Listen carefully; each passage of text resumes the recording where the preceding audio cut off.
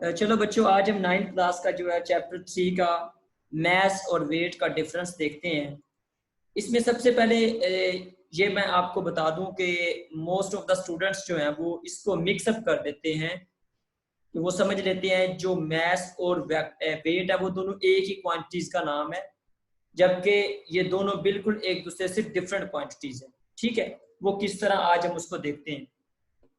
बच्चों, जो हमारे पास मैस होता है वो किसी भी ऑब्जेक्ट की क्वांटिटी को कहते हैं, किसी भी बॉडी की क्वांटिटी को, मिकदार को कहते हैं मैस। मैस को हम कैसे डिफाइन करेंगे? The quantity of matter in a body is called mass. यानी एक बॉडी के अंदर मैटर की जो क्वांटिटी होती है उसको कहते हैं मैस। बच्चे, इसकी डेफिनेशन क्लियर होगी? जी सर। इसी तरह जो वेट है वो क्या होता है कि ये हमारे पास किसी भी ऑब्जेक्ट के ऊपर जो एक ग्रेविटेशनल पुल ऑफ अर्थ होती है, जो कि ऑब्जेक्ट्स को नीचे की तरफ, अर्थ की तरफ खींचती है, वो वाली पुल, वो वाली फोर्स, वो वेट होता है हमारा। जैसे आपने कभी देखा कि अगर कोई छत से खुदा ना खास्ता गिरता है तो वो नीचे गिरता है, ऊपर की तरफ नहीं मूव करता बल्कि नीचे मूव करता है, क्योंकि उसको ग्रेविटेशनल पुल नीचे खींच रही होती है अर्थ की। तो वो वाली फोर्स क्या होती है? हमारे पास वेट होता है। Weight is the force by which the earth attracts towards its centre, उसको हम कहते हैं वेट। क्लियर है बच्चों? ये जी दोनों सर। पॉइंट्स जी क्लियर है? सर।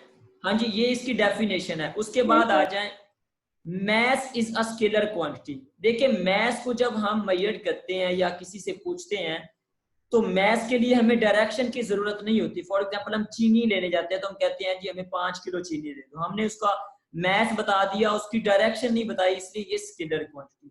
जबकि वेट को देखें तो ये हमें या तो डाउनवर्ड अगर एक्ट कर रही है, अगर हम नीचे मूव कर रहे हैं तो उसकी वैल्यू कुछ और होगी, लेकिन जब अगर हम ऊपर मूव कर रहे होते हैं तो ग्रेविटेशनल फोर्स के ऑपोजिट मूव कर रहे होते हैं, तो इसलिए इसमें डायरेक्शन का फैक्टर भी होता है। इसलिए weight is a vector quantity. ठीक हो गया? अच्छा, उसके बाद देखिए, mass of a body is constant everywhere in the universe। आप देखिए, ऑब्जेक्ट को जहां भी उठा के ले जाएं, मैस की वैल्यू वही रहेगी। फॉर एग्जांपल, ऑब्जेक्ट की मैस की वैल्यू है जी 56 केजी, तो वो 56 केजी ही रहेगी आप जहां पे भी ले जाएं। ठीक है, माई मैस इज ऑलवेज 56 केजी। ठीक हो गया? लेकिन क्या है जी, हमारे पास जो ग्रेविटेशनल पुल ऑफ अर्थ है यानी कि वेट है, वो देखें हर जगह पे एक जैसा नहीं होता। वेट हमारा चेंज होता रहता है। हम अगर मून के अराउंड जाएंगे तो लेट्स सपोज हमारे पास 90 न्यूटन का वेट है।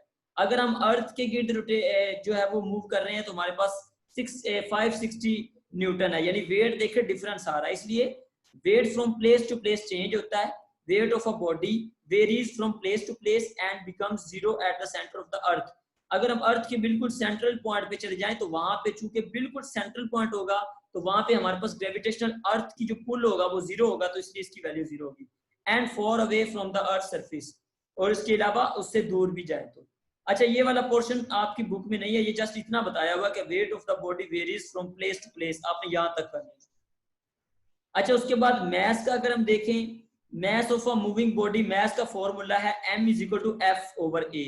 आपने पढ़ा है ना, f is equal to m में second equation of motion, sorry second law of motion में f is equal to m में पढ़ा है।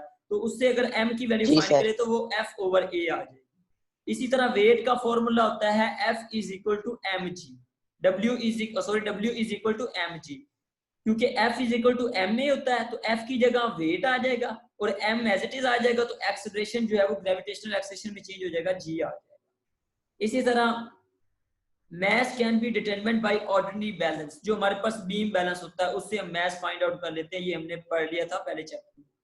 इसी तरह wait of the body is measured by a spring balance. तो वेट अगर फाइंड आउट करना है तो हम स्प्रिंग बैलेंस के थ्रू फाइंड आउट कर लेते हैं। ठीक है बच्चे? अब इसके बाद इसका यूनिट, ऐसा unit of mass is kilogram. हमारे पास मैस का यूनिट यानी मैस को हम मेजर करते हैं किलोग्राम में। इसी तरह वेट को हम मेजर करते हैं न्यूटन में। न्यूटन में क्यों करते हैं बच्चों? न्यूटन इसका यूनिट क्यों है? क्योंकि ये एक ग्रेविटेशनल पुल ऑफ अर्थ है, ये एक फोर्स है, तो इसलिए फोर्स का यूनिट न्यूटन होता है, तो वेट का भी यूनिट क्या होगा?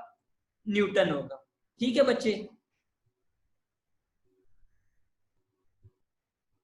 जी सर। सर हमें स्कूल में करवाया हुआ बुक से वो वाला कर सकते हैं? बच्चे ये बिल्कुल वही है, जैसे ये मैंने आपको समझाने के लिए for the sake of convenience, आसानी के लिए ये मैंने आपको समझाया। टेबल बिल्कुल आपने लिखना भी इस तरह, ठीक है बच्चे? जी सर। समझ आ गया? जी सर, आ गया समझ।